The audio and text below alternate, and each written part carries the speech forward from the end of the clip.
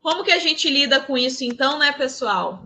Com empatia, né? Não tem muito outro caminho, não. E aí, pessoal, eu acho assim que a gente tem que assumir a responsabilidade, porque nós estamos aqui, né, assistindo essa aula, dispostos a mudar, a levar um novo vinho, né, a apresentar a nova era do vinho, né, a promover isso. E a gente é que tem que fazer essa diferença, tá? Não adianta a gente, Carol, mas ainda tem um monte de gente, né, de eno chato e que não sei o que. Gente, é a nossa obrigação, né, levar a sementinha do bem fazer a diferença, tá? Eu não enxergo de outra forma. Eu acho que a gente sim precisa abraçar essa causa, né, e se munir ali de cada vez mais de ferramentas, de argumentos, né, enfim, de estratégias, né, mas tudo com muita empatia, né, sem apontar dedos também, senão não adianta, senão a gente vai estar fazendo igual. Se eu tenho uma experiência dessa, né, gente, já fiz com pessoas, né, que eu sei que são super conservadoras e que não admitem. Se eu faço essa experiência e aí na hora de revelar eu falo, viu? Olha só, você não adivinhou, não sei o que e tal. Olha o meu comportamento, né? Estou apontando dedos, estou fazendo igual, né? Então, eu preciso fazer essa prática e aí no final, o que, que a Carol faz? Ela mostra, olha só, isso aqui acontece com todo mundo. Inclusive, quem sabe mais, aí que erra mesmo. Eu estou me colocando no lugar do outro. Por quê? Porque ele chega, poxa, é mesmo, olha só, eu sei mais e eu errei. Mas se todo mundo ali, até quem sabe mais erra, a pessoa começa a ter uma autocompaixão com ela. Vocês acham que isso não faz diferença? Imagina uma prática dessa pode impactar um monte uma pessoa, porque essa pessoa que ela tem a necessidade de se autoafirmar através do vinho, né? Se destacando no meio dos outros, é um problema sério, gente. É um problema sério mesmo, que a gente pode ajudar, né? As questões técnicas dos vinhos devem ser determinadas por técnicos, especialistas, mas para nós que somos apreciadores de vinho, amantes do vinho, devemos nos preocupar com o que o nosso paladar gosta. Exatamente, Ana Mota, é bem isso mesmo. Exatamente. Amanda, é preciso policiar o tempo todo quanto a isso, trabalhar a humildade. É mesmo. Digo por mim. Vigiai. Vigiai mesmo, porque eu digo, é muito fácil vir subir a cabeça, né? Quando a gente vê, a gente está no meio de outras pessoas assim com esse comportamento, e aí a gente, né, já mostrei na primeira aula que o comportamento nosso muda, né, dependendo do contexto. Então, a gente realmente precisa se vigiar. Por isso que é tão importante, né, a gente estar no meio de pessoas, né, que estão na mesma vibe. Não sei se vocês pensam assim, mas isso é algo que eu tenho visto, aprendido muito na pandemia, né? E também com a idade, né? Conforme a gente vai amadurecendo mais e mais, acho que é o que eu digo. Também o vinho ajuda nisso, né? A gente vai ficando cada vez mais seletivo, né? E a gente vai vendo, olha, quero investir o meu tempo, né? Não quero mais gastar tempo. Eu quero investir o meu tempo com alguém aqui que, né, que vai ser bacana, né? Que tem uma troca, que, poxa, eu tô com fulano de tal, eu sempre saio bem. A gente sente quem nos faz bem, quem nos faz mal. Tem gente, né, que, poxa, tinha umas amizades que eram por conveniência, porque faz parte do grupo, porque é companheiro de fulano de tal, então tenho que engolir. Eu fiquei, não tenho que engolir nada. Opa, peraí, não tem não. Porque aqui acontece muito isso, né, gente? Uma coisa, quando eu cheguei aqui, eu fiquei extremamente incomodada, é que tem o clube do Bolinha e da Luluzinha, né? Coisa que eu não vivia isso no Rio. E aí, tipo, parada lá com um monte de mulher que eu não tinha afinidade nenhuma, mas que tinha que interagir porque era, né? Eu não tinha como estar no meio dos meninos que eu gostava, que eram legais, né?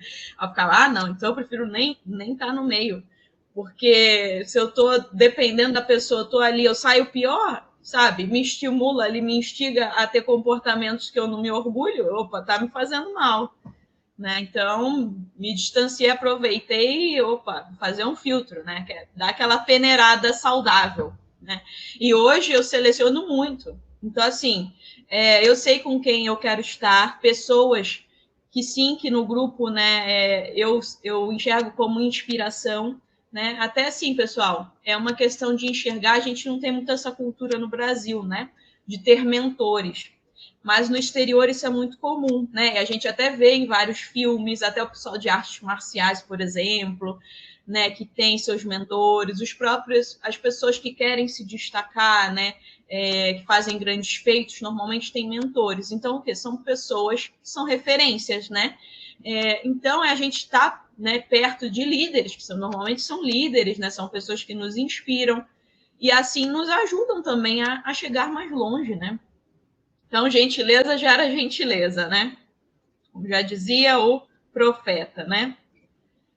Então, a gente precisa levar com gentileza, mesmo que a gente vá fazer uma degustação às cegas ali, para quem, eu tenho uns clientes, Carol, que eles não suportam vinho brasileiro, estou tentando, não quero mais vender vinho argentino, nem vinho chileno, mas pô, o pessoal não gosta de vinho brasileiro ainda, faz degustações cegas, mas faz com humildade, né? Faz com empatia. Depois chega, olha só, fulano, também, né? Não esperava isso dos vinhos brasileiros, a conta, claro, não vai inventar história, né? Ver se isso aconteceu contigo, aí você partilha, né? Aqui eu só falo que vocês partilharem a verdade. Né? Então, é já buscar uma conexão com aquela pessoa, né? Um ponto em comum. Então, às vezes, é você realmente se colocar no lugar do outro, né? Empatia é isso. É você imaginar, eu também era assim, eu tinha preconceito com vinho tampa-rosca, né? Então, quando você faz isso, a pessoa ela tem um olhar diferente. Você quebra ela, sabe? Ela não fica naquela mais dura, né? Porque você veio com gentileza. Então não tem outro caminho, tá? Então essa empatia, ela tem que começar primeiro em mim, né? Para depois então a gente passar adiante, né? Não adianta a gente pensar que, né, se eu não lido bem com as minhas próprias limitações, eu não vou conseguir ajudar o outro. Simples assim. Então, né, é o que a gente estava falando do exercício também, de ir conscientemente, né? Se você tem alguma questão que você tem que revisitar o passado de forma consciente, fazer as pazes, né? Resolver algo, ou no próprio presente, né? Aceitação mesmo, né? De, eu sei lá, né? A Carol, quando fala essa questão do consumo consciente, quando eu falei, que eu tive noção de que eu não tenho controle. Gente, isso é uma aceitação. Isso é uma aceitação de uma limitação que eu, né? Tem gente que eu sei que tem controle, né? Que bota aquele limite e deu. E nem questiona e nem nada, né? E às vezes sempre consegue cumprir aquilo, né? Não tem maiores problemas e deu. Agora, eu, Carol, eu tive que aceitar, eu tive que reconhecer que eu não consigo. Que eu preciso estar 100% presente ali, quando eu estou degustando uma taça, senão né, o resultado não vai ser legal. Se eu for tomando, sem ter consciência, eu já reconheci que isso, para mim, não dá certo, né? E aí, pessoal, é parar de lutar, né, consigo mesma. Tipo, eu fiquei muito tempo, né, sabe, assim, dando aquela, né, me mutilando, me julgando muito. Eu tenho bastante isso, tá, gente? De uma cobrança excessiva, né? De auto-julgamento, né? Vocês podem achar que não, mas tem bastante. E aí, a partir do momento que eu aceitei, isso é uma limitação da Carol, né? Inclusive, isso vai até me fazer bem, porque eu vou prestar mais atenção, né? Você aceita, deu? E aí o negócio começa a incomodar menos quando a gente aceita. Essa é a verdade. Quando eu realmente aceitei, né, não aconteceu mais. E também, se acontecer um caso ou outro, uma vez ou outra, eu também tenho que entender que isso também faz parte de mim, né? Eu posso falhar, assim, como ser humano, sou ser humano, né? Então, mas reconhecer que eu já, que eu já reconheci que eu tenho essas limitações, né? Isso é um exemplo que eu estou dando, né, gente? Mas tem inúmeros outros, né? Então, essa aceitação, ela precisa começar em mim. Quando a gente tem esse olhar amoroso, né, acolhedor conosco mesmos, a gente consegue ter esse olhar com o outro, né? Porque quando a gente se julga demais, quando a gente se critica demais, a gente critica muito o outro. Isso foi algo também que, né, que eu aprendi, tem teorias, tudo, né, que explicam isso, que a gente só espelha, na verdade, né, no outro aquilo que a gente enxerga na gente. Então, isso de julgar demais, a Carol, ela tinha muito, né, essa natureza aí, de julgar. Julgar, então, é algo que eu tenho que me policiar bastante. Quando eu fico julgando demais assim, é algo que eu também estou me julgando demais, né? É só um reflexo, não é o problema, não é a pessoa que eu estou apontando. Então, essa pessoa que toma vinho, que ela tem que ficar julgando, que ela tem que ficar criticando também, é um problema ali interno, né? Por isso, quando a gente entende isso, a gente até lida diferente com essas pessoas. Porque a gente começa a ver que, poxa, às vezes não é nem por vontade própria mesmo, sabe? Ela tá ali numa cobrança tão excessiva que até o vinho tem que ser perfeito, sabe? Tipo, né? Então é bem complicado.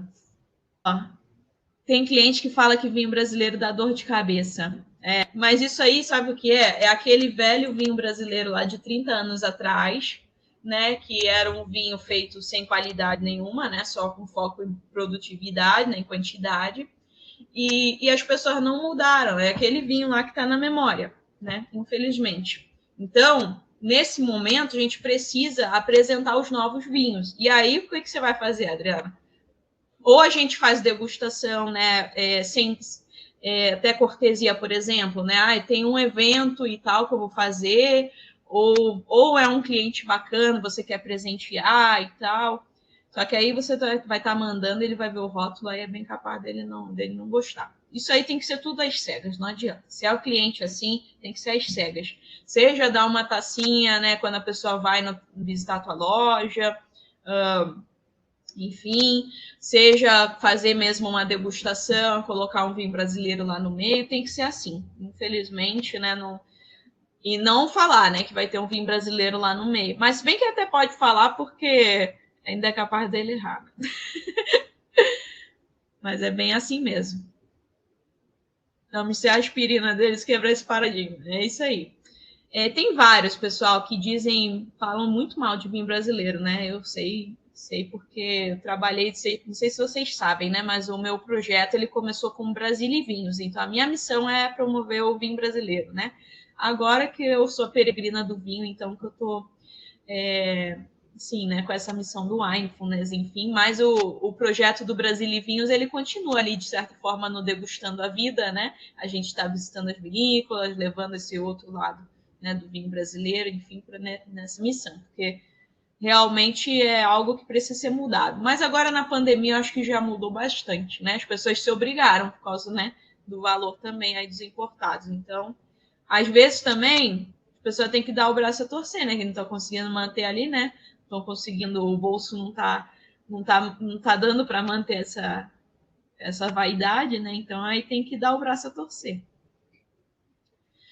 Bom, a gente aprender com os erros, né?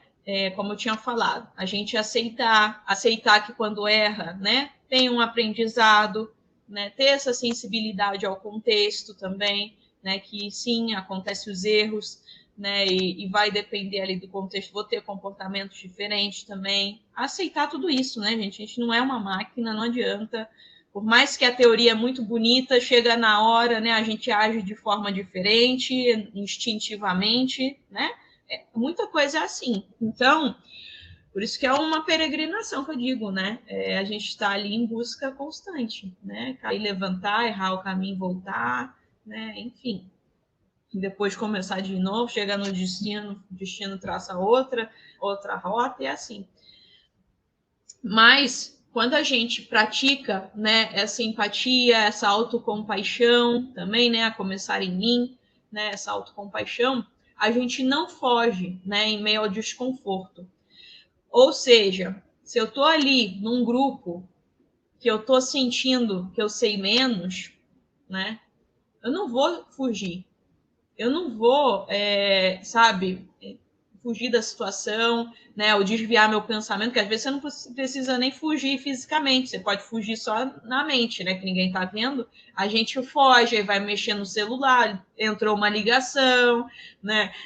Enfim, aí dá um jeito de fugir, né? E vai até, sei lá, fazer qualquer coisa, se distrair daquela situação, porque é automático, a gente não quer ficar na situação de desconforto, né? Normalmente o que a gente faz é isso, a gente viaja, né? Viaja, vem outro pensamento para sair daquela situação de desconforto. Quando a gente aprende que o desconforto, né? Que esse sentimento de incapacidade, que isso que nos faz evoluir, nossa, aí muda tudo. Eu digo por mim, tá, gente? Quando eu fiz a peregrinação, são 3 etapas, né? A primeira é uma etapa lindíssima, acho que a gente está com um gás lá em cima, né? Espaço Pirineus, a coisa linda, paisagem de cinema. Que aí você testa o seu corpo, sua resistência mesmo, você começa a carregar o peso, né? Você não está acostumada, aí dão as bolhas, enfim, né? Aquela coisa, adaptação do corpo. Mas a segunda fase é a mente. E ali é um deserto, né? É um deserto que você caminha sem ver, né, o final.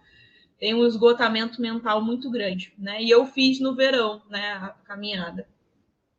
E eu sofro muito com calor, justamente por isso que eu fiz no verão.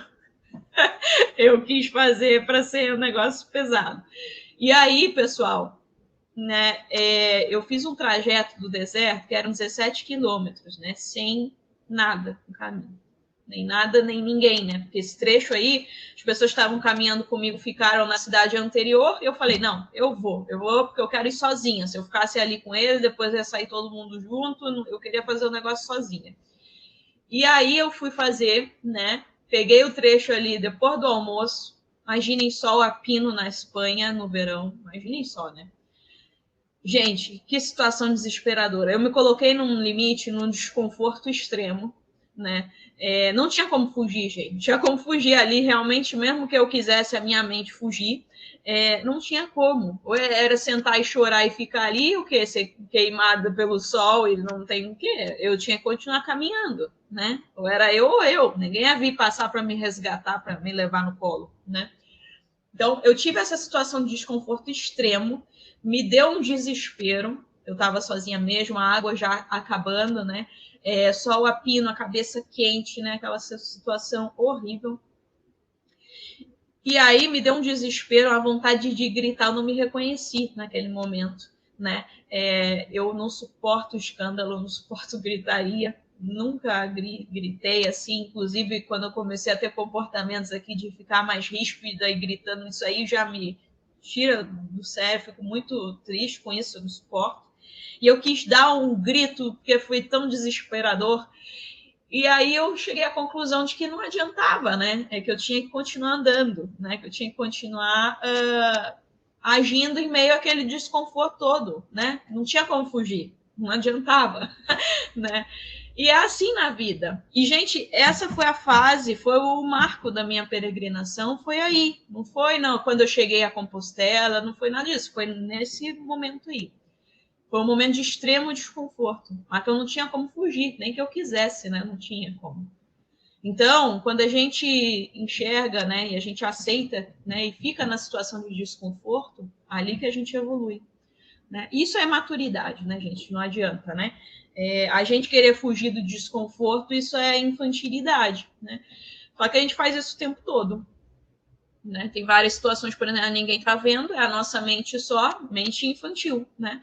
A gente precisa aprender a lidar com o desconforto. A gente não vai sempre ser o melhor, não vai, né? A gente não vai sempre saber tudo, a gente vai estar assim, volta e meia, se achando incapaz, se achando nada, né? Acontece. E aí, vou fugir, né? Às vezes vem essas situações e a gente fica, tá, vou dormir, vou comer, vou fugir de várias formas, né? Vou beber, às vezes pode ser também, né? Então é isso que a gente tem que estar alerta, né? Para que a gente está fugindo de uma situação desconfortável, né? Tem que encarar. Ter a consciência realista, né, de si mesmo. Então, né? Porque muitas vezes a gente coloca rótulos, né? E aí, nesse caso, eu sou o cara que sabe de vinho da turma, né? As pessoas já começam a me cobrar, né? E aí eu fico naquela responsabilidade. Se eu não souber reconhecer o aroma, meu Deus do céu, né? O que o pessoal espera de mim que eu saiba tudo, né? E aí a gente fica preso a um rótulo, muitas vezes a gente mesmo se dá, ou o outro nos dá, e a gente, quando tem que ter um comportamento diferente, que às vezes é necessário até ter um comportamento diferente daquele rótulo, você, né, vai cortar os pulsos, não tem mais como, né? Botou aquele rótulo ali, tem que agir dessa forma, é o personagem, né? E aí isso é brabo, porque normalmente essa pessoa que, né, quem é o entendedor de vinho, ele tá naquele personagem, agora não tem mais como voltar atrás, né? O pessoal já sabe, já tem a cobrança ali, né, inclusive interna. Então, isso também a gente tem que mostrar, né, que tá tudo bem não saber tudo, tá tudo bem, né? Você não precisa ser assim sempre, sabe? Tem momentos e momentos, porque é isso que acontece. Quando a gente é no chato, a gente é no chato por quê? Porque a gente está fazendo algo fora do contexto. Não é porque a gente sabe muito de vinho. Não é ruim saber muito de vinho, estudar, querer se aprofundar. Não é esse o problema. O problema é você estar fora do contexto, né? Querendo mostrar aquilo, querendo se exibir. Isso aí não é só no mundo do vinho, né, gente? Em tudo. Assim, o problema não é saber demais, né? A gente pode e deve, né? Inclusive, poxa, se a gente quer realmente, né, aprender, levar o vinho, assim, tudo, a gente tem que realmente se estudar, né? Se capacitar. Para ter propriedade também na hora que a gente fala tudo isso. Mas ter segurança também, muitas vezes, porque muitas vezes a gente até já tem o conhecimento, mas a gente fica naquela, preciso saber mais para poder, sabe, me sentir seguro, né? A gente tem muitos esses sabotadores. Então, a gente se torna enochato quando a gente está falando, né, fora do contexto. Às vezes a gente está numa festa, no meio de pessoas que, poxa, são leigas, só querem curtir, né? Ou nem são leigas, mas elas estão ali de boa, né? Não é o momento. E aí eu vou ficar sendo, falta até de educação, né? A pessoa fica ali blá, blá, blá, falando as coisas, né? Se exibindo, fazendo os rituais, mostrando que sabe, girando taça, né? Eu, sinceramente, gente, tem vários momentos que eu nem girar a taça, eu não giro, tá? E nem cheirar, muitas vezes eu não fico. No máximo, aqui deu, não fico, sabe? Quem me conhece pessoalmente sabe que é verdade. Não fico fazendo isso, porque tem momentos e momentos, sabe? Então, assim, às vezes a gente tá num evento que é super simples, né? As pessoas. Aí você fica lá, já aconteceu várias vezes de eu ver, né? Pessoal, aí vai servir um vinho, aí tá, e tomou. Aí vai servir outro vinho, você tem uma gotinha de vinho aqui do primeiro, né? Que ficou, que é o exemplo que eu tinha falado lá, né? Ah, não, tem que lavar a taça primeiro, tem que botar outro vinho para, né, para primeiro, depois servir. Isso pode ser eu, como profissional, posso falar isso para a pessoa. Ah, não, precisa, né? Toma aí esse golinho, toma uma água, tira, ou, né, deixa eu colocar um vinho ali só para, né, para rinçar, né? A palavra do vinho me fugiu, veio a química mesmo, rinçar ali a taça. Então, sem necessidade nenhuma, né, gente? Você acha que essa pessoa vai reparar que uma gotinha do vinho vai fazer diferença na experiência dela? Por favor, né? Isso é sendo chato, né? Isso é sendo chato. E você ficar, olha, sentir esse aroma, sentir o que você sentiu, né? Isso também, né? É uma deselegância terrível, péssimo. Né? A pessoa se sente obrigada.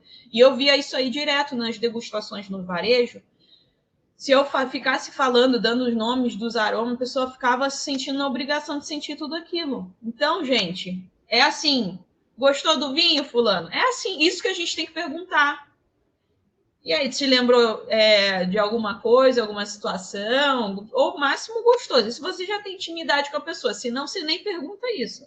Gostou e não gostou e deu. E aí a pessoa vai falando e você vai indo conforme o que ela vai falando, né? E não o contrário, tá? Pessoal aí do Insta, estamos no YouTube, tá? Aqui eu deixo só para chamar vocês para cá. Então é bem isso, ó. Foi pensado nisso que escolhi o nome da minha empresa pelo vinho brasileiro, Pequenas Joias Wine. Que legal, Eduardo. A gente precisa, né, fazer a diferença mesmo no nosso meio. Resiliência, né, pessoal, também é muito necessário, né, se tratar bem, mesmo quando tudo vai mal, né, às vezes a gente ter essa confiança, né, nesse caso, essa resiliência, no meu caso, eu enxergo muito como confiar, né, como tem bastante fé, eu vejo confiar, né, no meu caso, né, em Deus, em algo maior. Claro que a gente precisa fazer a nossa parte, né? Não andar para ser hipócrita, fazer tudo errado, não fazer nada, não contribuir e ficar esperando cair do céu, né? Não é isso. Mas é enxergar que às vezes as coisas não estão no nosso controle. A pandemia, por exemplo, eu vou ficar aqui batendo cabeça, brigando, que não vou conseguir resolver e mudar a situação, né? Do dia para a noite, não adianta. A gente pode e deve tomar algumas atitudes, né? E se prevenir, enfim, mas se está mal a situação ali, não adianta também eu ficar, sim, né, martirizando por conta disso.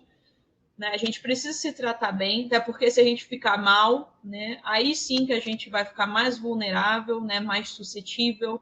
Né? Então, nesse caso, não é ser egoísta, né?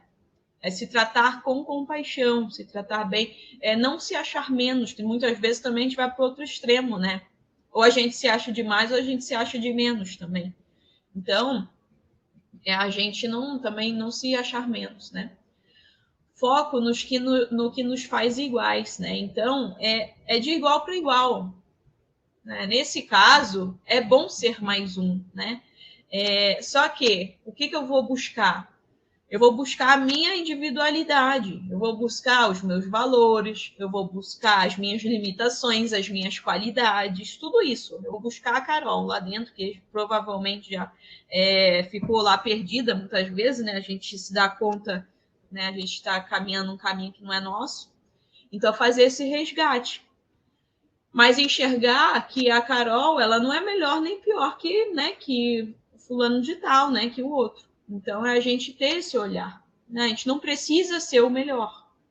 Tá? A gente precisa ser mais um bom que vai contribuir. Né?